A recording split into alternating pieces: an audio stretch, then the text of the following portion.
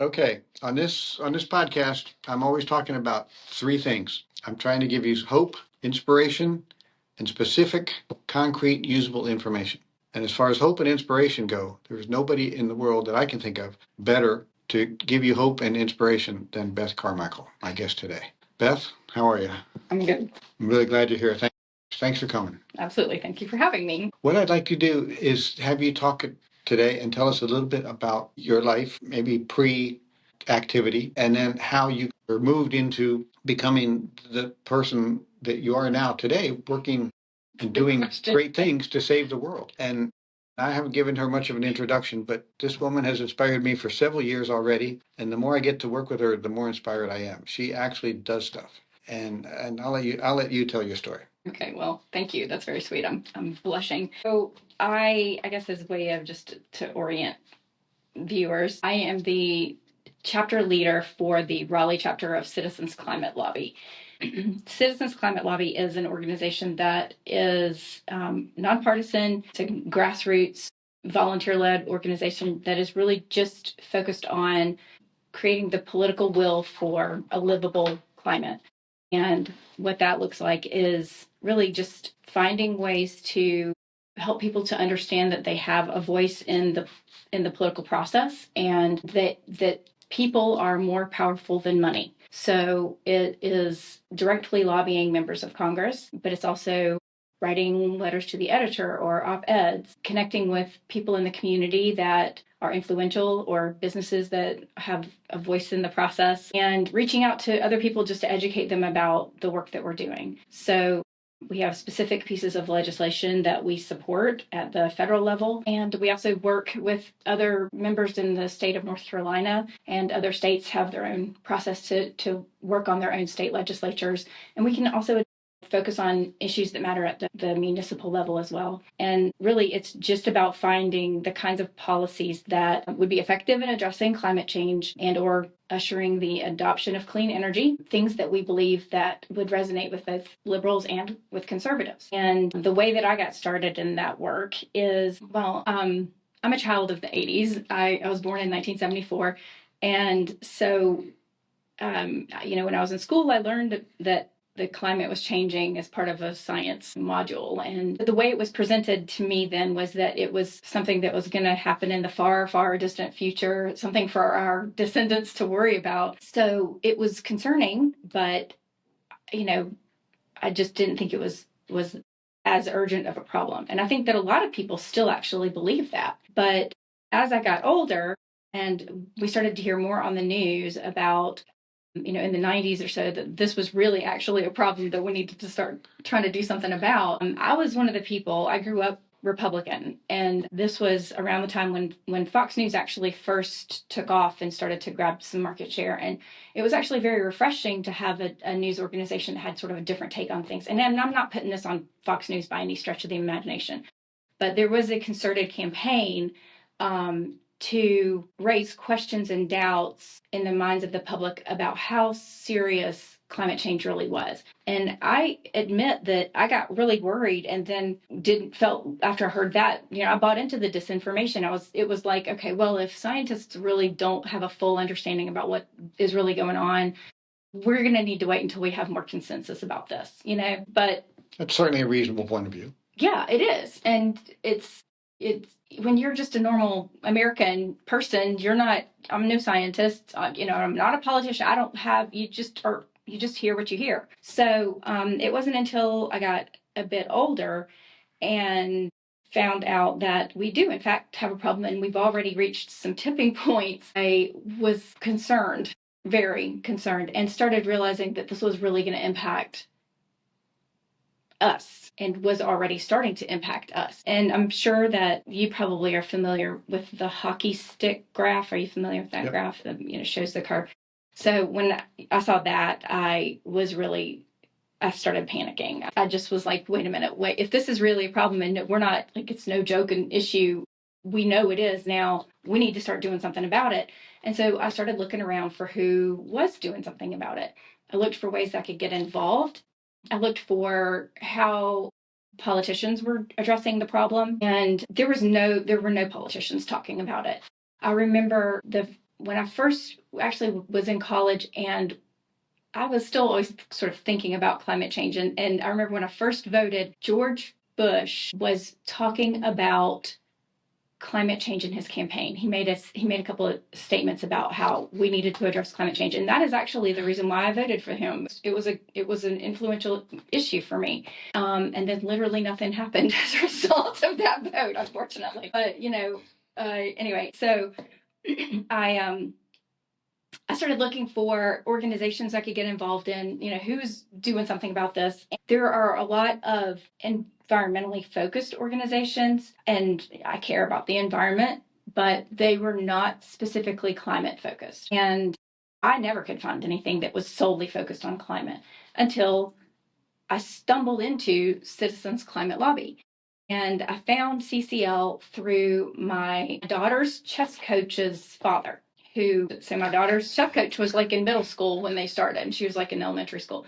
So I would take her over to their house and she would do the chessing. And one day I was wearing a shirt about something climate focused. And her father was like, "Oh, are you concerned about climate change? Let me tell you about this organization that I'm involved in. It's called Citizens Climate Lobby." And I was like, yes, this is exactly what I've been looking for. Like, where has this been? And I immediately went home and started researching it. And one of the things that I thought was, Now, there it is again. That's such a key thing. Not only did she take action previously by looking for something, but then she went home and took action when she found out something. And that is so critical. We have to take action. We have to take action, even if it's just one little step. And I harp on this all the time. Martin Luther King, I think, said, "You don't need to see the whole stairway. Just take one step. And from that step, then you'll see the next step, and then the next step."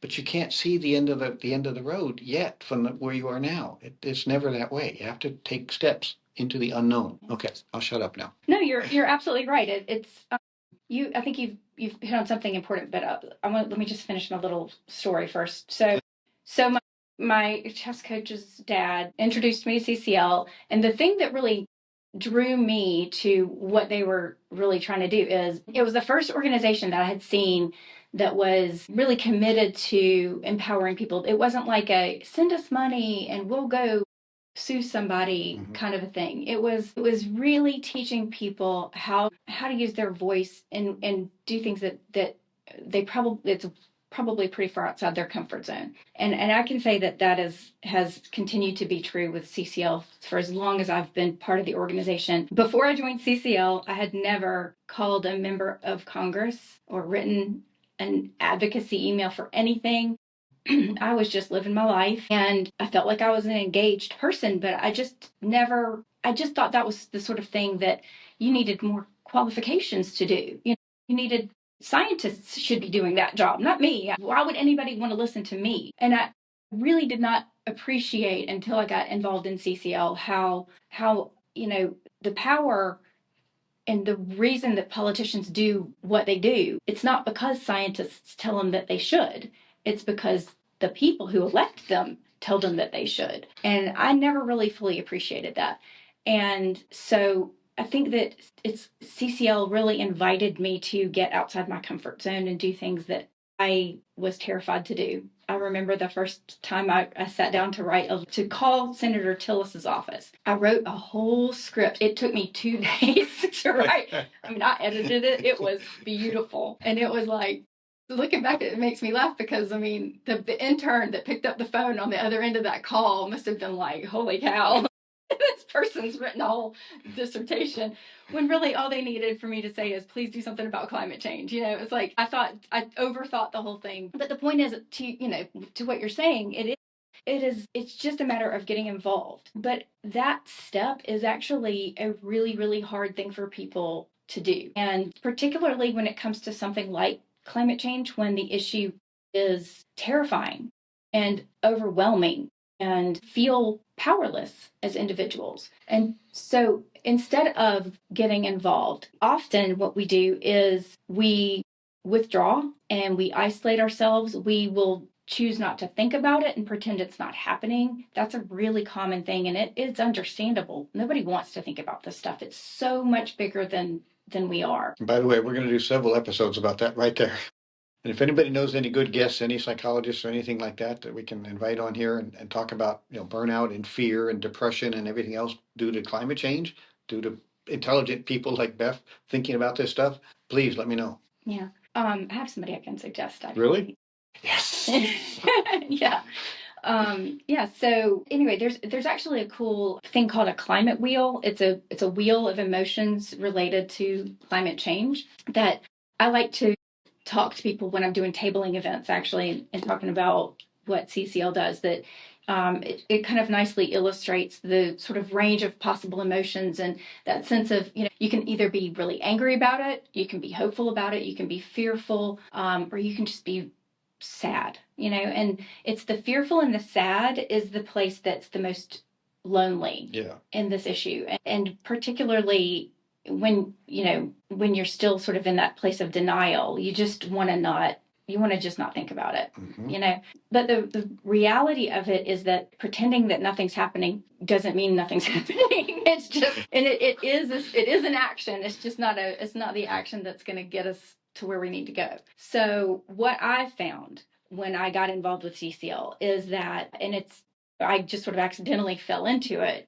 It's that being with other people who care about an issue that you care about, and you're there to support each other and empower and encourage each other to do something hard, feels so much better than just doom scrolling social media. Really engaging meaningfully, and yeah, just finding productive ways to help to build political will. That's what has been the balm for my soul. Or to help build anything.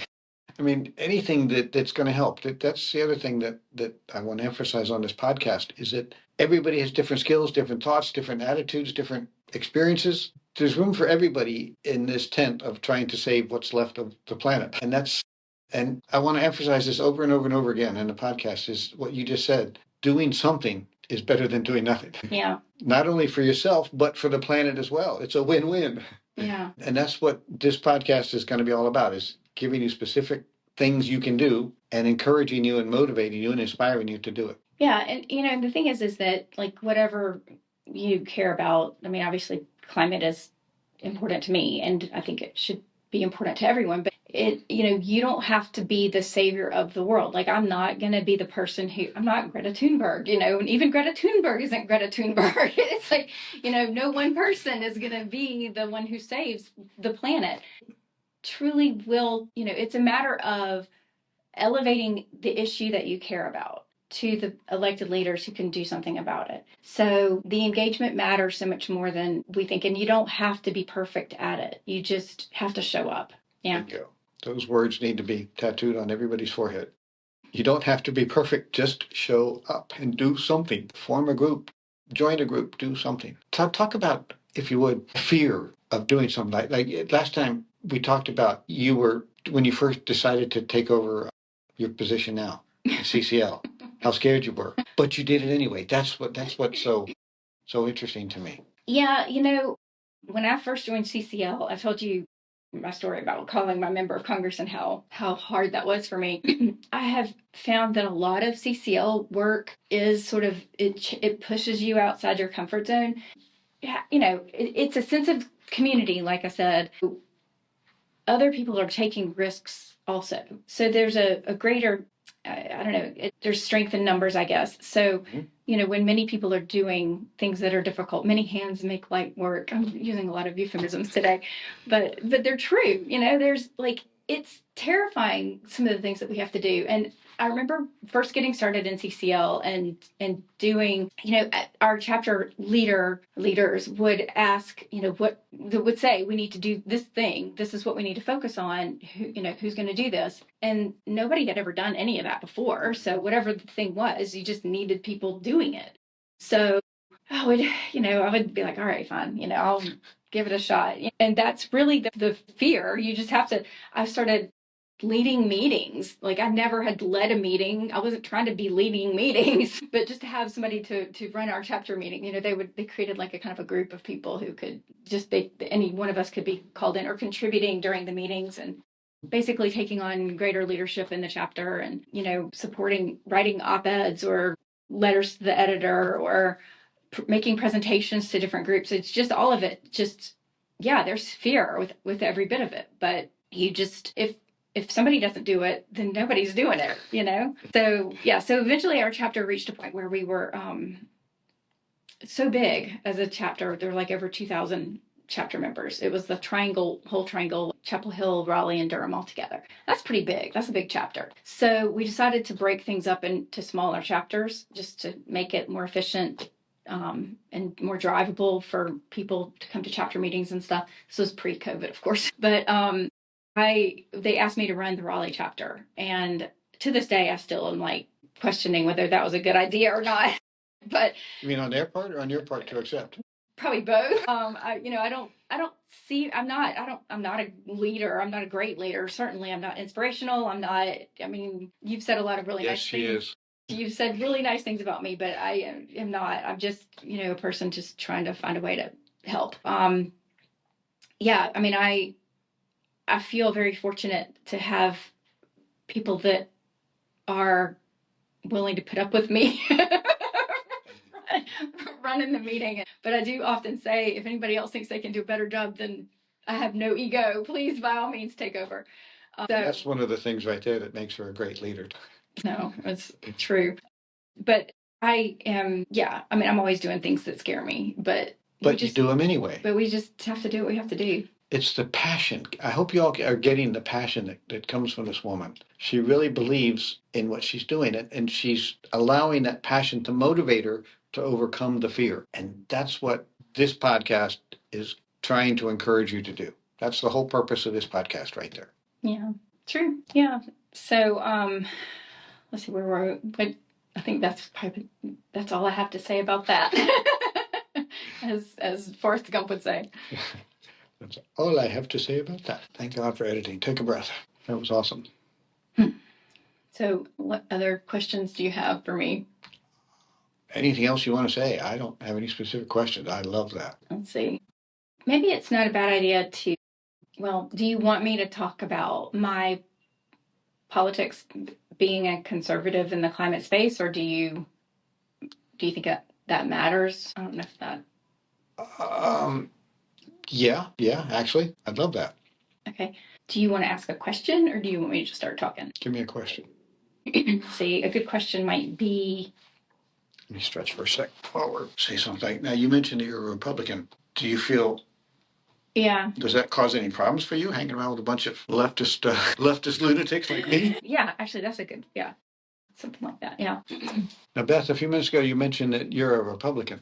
Is that awkward at all for you, running around with a bunch of leftist lunatics like me? No, politics is hard these days. I think that's the understatement of the century. I do think it's rare to find Republicans who are engaged in climate change in an active way. But that doesn't mean that Republicans don't care about climate. Republicans in general are concerned about the climate problem, but it also has to compete with other issues like the economy. And when you're worried about your job and your your career and security, that tends to take higher priority than anything else. It's like Maslow's hierarchy of needs, right? Mm-hmm. And that's the problem, I think, with climate change, is that it is sort of this nebulous thing that's has up to this point been more difficult to connect to people's everyday lives. But unfortunately, I do think that climate impacts are worsening to the point where it's starting to become more evident that climate change is hitting us now more than it ever has, before. But at the same time, as a Republican, I'm not worried about climate change necessarily just because of the impact of the changing weather on the planet.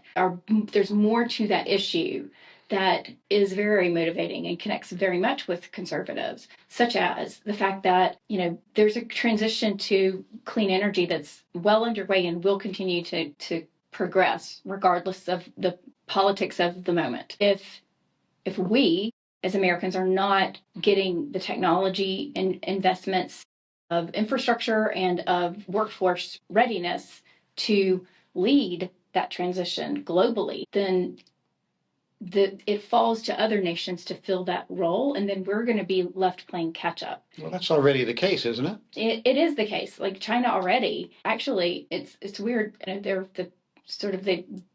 the dirtiest, but also the clean. They have more clean energy than anybody else does. Cleanest and the dirtiest. I mean, so and they, their technology is advancing, so we need to be able to catch up and maintain a foothold in that market. So that's one issue, but also that change, that transition to clean energy creates a lot of economic opportunity for Americans. So there are very good reasons for us to be involved in this space that have nothing to do with the climate. It's more of an economic opportunity that we do not want to squander. So yeah, I mean, I think that, again, those are a little bit more nuanced than a lot of Republicans are intuitively thinking about, but that doesn't mean that with some conversation that those opportunities are not more apparent. And that's another big point that I want to emphasize over and over again, and that is that we need everybody to save the planet, not just leftist lunatics like me. We need everybody. It's going to take all of us. And one of the things that we need to do is build bridges. And honestly, that's not my strength. And you're going to see that if you keep listening to any of these podcasts. I tend to be one who rants and raves more than builds bridges, but I need to work on that. Because all these smart people like Heather Cox Richardson and Robert Reich and all these people, they talk about this a lot. We need all of us. We all have different skills, different points of view, different things we can add. And it's only one planet.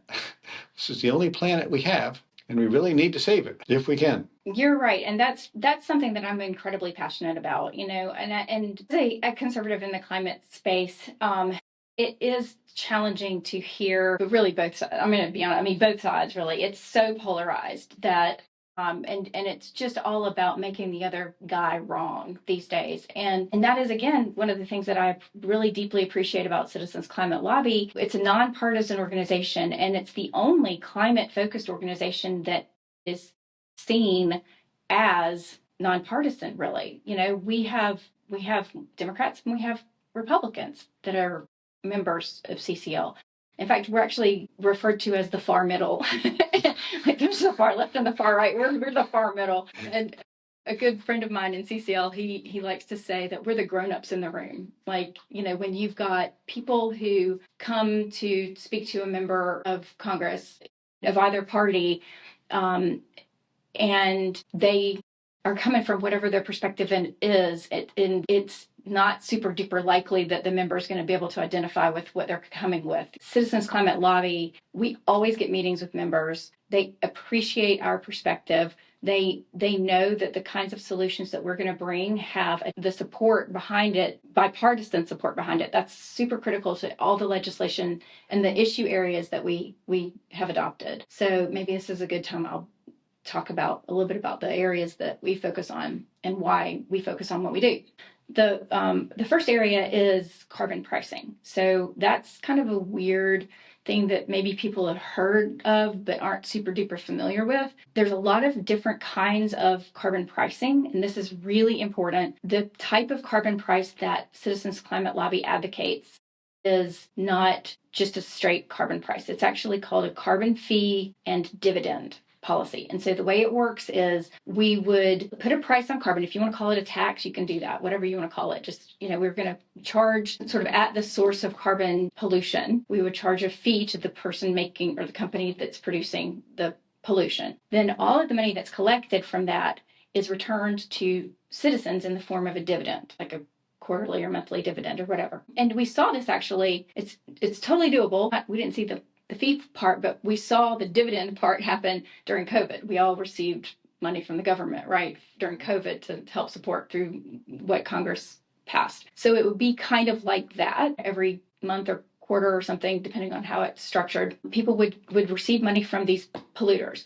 And the amount of money that you would receive would be based on like your personal family carbon footprint, like the number of cars you drive and the square footage of your home. There's like a formula that they use to determine that. So the benefit of that is that the poorest people would receive more money disproportionately because their carbon footprint is much smaller than somebody who owns 3 homes and flies, all across the US to try to get to those and that kind of thing.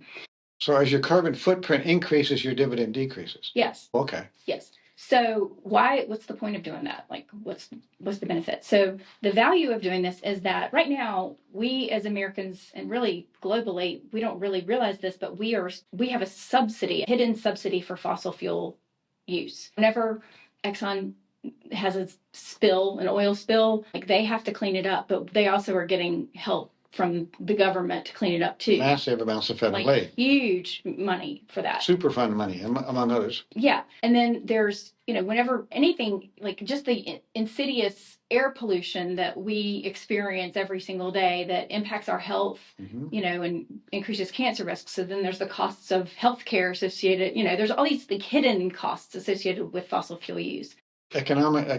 Economists call those soft costs or soft expenses or something like that, right? Yeah. The term that's most popular that I've heard is the social cost of carbon. Like there's a society-born cost associated with using fossil fuels. So anyway, so what this does basically is it'll create market space for clean energy to compete more fairly with fossil fuel produced goods and services. And I have an example that I've used for years. I don't even know if it's a good example, but this is the one that I like to use.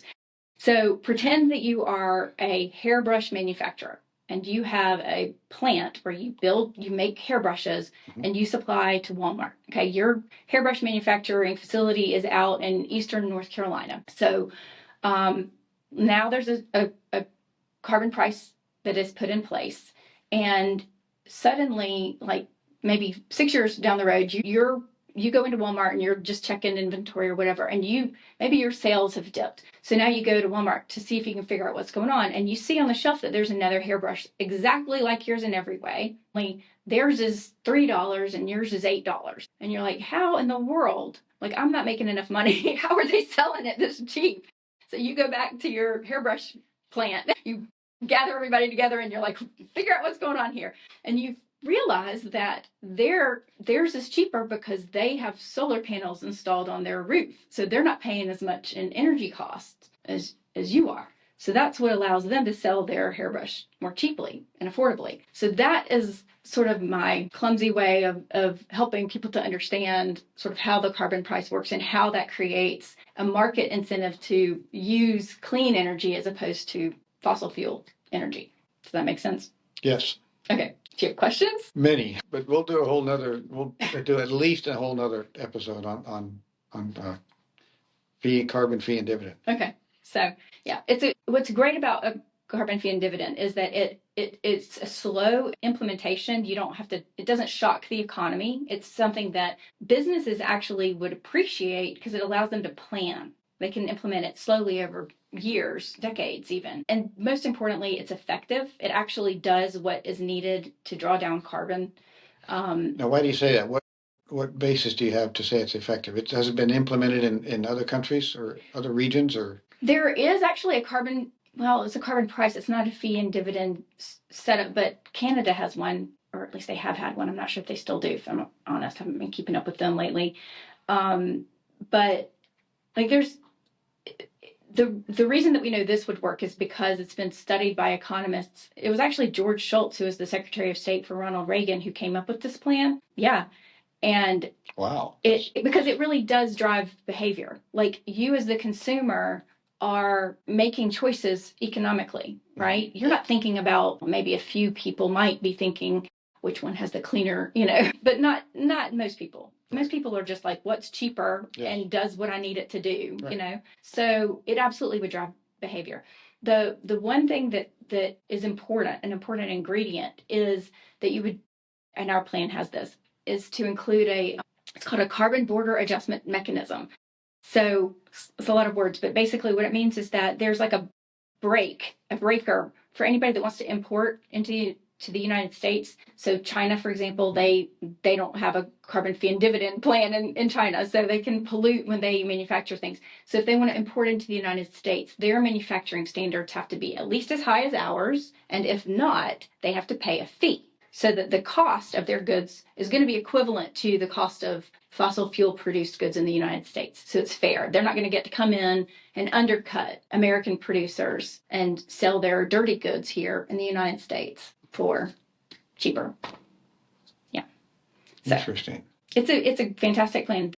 This was everything that was, he did a better job, but this was what was explained to me when I first joined CCL. And I was like, yes, this is amazing. You mean they actually have a solution to this problem? Yes, let me go see about this. So, yeah. And then the other areas are healthy forests, which are, that appeals to a lot of a broad constituency. People like the idea of more trees and healthy forests. So, but what it ultimately really is the signal for is carbon sequestration. Anything that will sequester carbon. Planting trees, keeping trees in the ground, kelp forests. Like, we don't really care as long as it's going to sequester carbon. We're all about that. We ought to do an episode on one of the great industries in eastern North Carolina, which is producing wood pellets by cutting down entire swaths of forest and making little tiny pellets out of them, shipping them off to Europe. Yeah, that's unfortunate, but yes. So the other two other areas that we focus on are permitting reform, which is actually one of the most important things that we can improve to help with climate change. We need to have a better electrification across this country. It's not a unified system of electricity. Other European countries, it's just like all of electricity for the whole country. The US is not like that. We have these sort of privatized regional systems in place, and they're all different. So we need to have permitting reform that will allow for us to get the electrification, like the grid, set up efficiently and effectively and in the time frame that it needs to be done. Which is yesterday. Yes. So this is something that Democrats and Republicans agree on from different perspectives and different ways. I think everybody recognizes the system that needs to be fixed. The bigger issue for Republicans is that there's too much red tape, too long for companies to get sued and hold up the process. And they're right. It's too long. So we need to shorten that process and make it, basically, we need to have all the voices that need to be heard at the table, but we need to have a reasonable time frame for those voices to be heard and have those conversations. And then that's it. Once the decision's made, no more suing, no more anything. It's time to move forward so we can actually get traction. And then have I covered? Yeah. So the last area is building electrification, which is literally electrifying buildings and making sure that we have building standards that are driven by clean energy and also by better insulation standards and building things that will help us be more resilient and hold on to the energy that we've created to cool and heat our homes. And retrofitting existing buildings. Absolutely. Yes. So that's what CCL focuses on at the federal, state, and local level. This has been wonderful. Could you give us a message of hope? Do you have hope for the future? I do. It doesn't seem like it, but we are moving toward a green future. It's inevitable that we will make a transition to clean energy. The question is only in the timeline, like how soon it's going to happen. The sooner that we can do it, obviously, the better. But we'll get there eventually, one way or the other. In order to avoid the worst climate impacts, though, we do want to make sure that our elected officials understand that this is something that's important to all of us. Fantastic. Thank you for everything. Thank you for your time. Thank you for your passion. Thank you for all the work you do. And we'll see you soon. Okay. Thank you for having me. I appreciate it. Bye-bye.